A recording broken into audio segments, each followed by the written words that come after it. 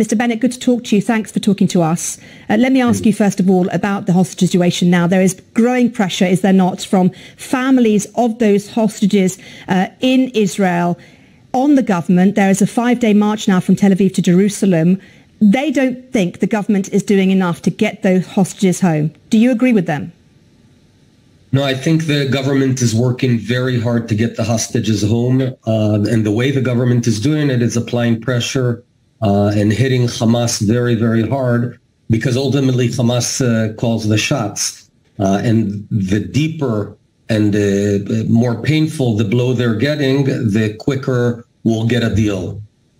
I spoke to one family member of a hostage. His name was Lior Perry. His half-brother Danny was murdered on the 7th of October, and his father is a hostage right now in Gaza. And he very clearly said to me that he believes that the government needs to park whatever it's thinking in terms of Hamas and concentrate solely on getting the hostages back. Is that a feeling you think that many families of hostages have right now? You know, the pain of a family that has a hostage under Hamas, these animals that are, raped women and dismembered parts of bodies and showed the worst cruelty and savagery that we can imagine. No one can understand the pain that these families are going through. The question of how to accelerate the release of hostages is a very complicated one. But what we've learned is that the more pressure, the more pain that we inflict on the terrorists themselves, the quicker there will be a deal. Let's talk about the international pressure that Israel is under in terms of trying to allow some sort of humanitarian aid into Gaza. We've seen Joe Biden saying that Gazan hospitals must be protected. We've heard Rishi Sunak talking about the terrible suffering of Palestinians in Gaza, saying too many civilians are dying. And we've heard in the last few minutes from the UN chief, Antonio Guterres, saying he's deeply disturbed by the dramatic loss of life in several hospitals in the Gaza Strip. How long can Israel withstand this kind of pressure from global leaders who are effectively allies of Israel, who are saying themselves that there needs to be some sort of humanitarian pause to allow help, aid, fuel, water and food to help civilians in Gaza? I think indeed the massive death is appalling, and Hamas is fully responsible for this death, because they place hospitals on their terror bases. In fact, they convert hospitals to become terror bases. Just yesterday in the hospital Rantisi, we discovered a huge ammunition center and with explosive bombs and whatnot. This is a children's hospital. So Hamas is killing its own people, and I think it's appalling.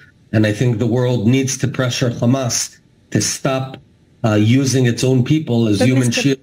But Mr. Bennett, with all due respect, under international humanitarian law, even if people are being used in the way that you say as human shields, Israel and the IDF have a duty of care, do they not, towards civilians? Hamas, in your own words, is a terrorist organization, so we don't expect them to have a duty of care in the way that a government like the Israeli government should do. So what is your question? My question is, do you not believe that Israel has a duty of care towards the civilians who are in those hospitals, towards the newborn babies who we've heard in the last 24 hours have died because of a lack of electricity, which has meant they've been taken off their incubators? Yeah, that's because Hamas is taking the fuel, the very little fuel they have, Hamas takes. But with all due respect, there's no evidence of that. I've been speaking to the WHO in the last few minutes, and she said there's no evidence that Hamas is hoarding fuel. And even if it is hoarding fuel, Hamas, in your own words, is a terrorist organization. Surely the duty of care lies with a government of state like Israel to help civilians who are in dire need of help. Our duty is first and foremost to defend our citizens. We're bearing a 12-year-old girl, Liel Chetzroni, that was murdered on October 7th, but her body was mutilated so badly that it took more than 30 days to identify it. We are abiding by international law. The Can you be fact sure of that, Mr. Bennett? Hold on, can I finish a sentence on BBC? Go ahead. The fact that Hamas, out of 10 drops of fuel, takes 9.5 to itself, that's not our responsibility. Hamas is killing its own people. And while BBC won't call Hamas terrorists, that's precisely what they are. They are terrorists, yet they're terrorists that are killing their own people. We cannot save the Gazan civilians without removing Hamas. And that's what we're doing. We're working as quickly as possible to eliminate Hamas, and then lives will stop being lost. As long as Hamas is still there, they're going to be killing more and more of their own people. How much longer do you think the moral clarity will continue to lie with Israel, given the amount of civilian death that we're seeing within Gaza? Because you may say Hamas is killing its own civilians, but the world is seeing Israeli bombs killing Palestinian civilians.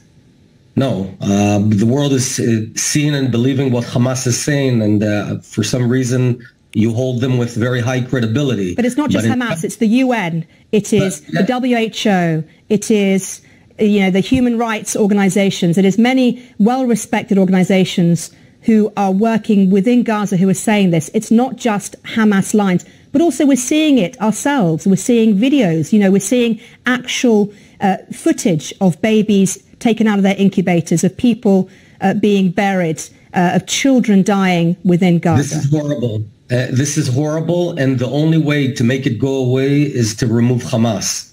Because Hamas is like having a Al-Qaeda state on your border. They don't care about their own civilians. In fact, they shoot to humanitarian corridors. So you should be asking, why is the world not pressing Hamas to disarm and instead is pressing Israel to cease fire against someone who will continue killing Israelis and Palestinians? Okay, Mr. Bennett, I'm very grateful to you, as always, for coming onto the BBC and answering our questions. Thank you. Thank you.